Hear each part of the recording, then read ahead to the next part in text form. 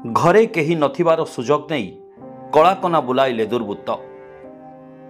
घरु टीवी सहित लुटिनेले लक्षाधिक टंकार सुना अलंकार और नगद टंका। कप्तिपदा थाना सुरसुड़िया ग्रामर अक्षय बेहेरा परिवार सहित एक कार्यक्रम में जोग देवा पाई सर अंचल को जाइथिले। हेले तांको घर मुख्य कबाट तहीं पर दिन खला थिबा देखि पड़ोशी तांको फोन करी जणाइथिले। ताहा जानिबा परे अक्षय घर को फेरी आसीथिबा बेले घर लुट होइथिबा जानिबाकु पाइथिले। दुर्बृत्त माने घर मुख्य कबाट ताड़ी घर भितर पशि टीवी, इन्वर्टर, लैपटॉप सहित गडरेज भांगी सेथिरे थिबा 4 लाख रु अधिक टंका मूल्यर सुना अलंकार एवं नगद 10,000 टंका लुटि नेइछंती। जहा जानिबा परे परिवार लोके एनै कप्तिपदा थाना रे लिखित अभियोग करिबा परे पुलिस घटनास्थल रे पहुंची अधिक तदंत आरंभ करछि। Bureau report, spotlight India.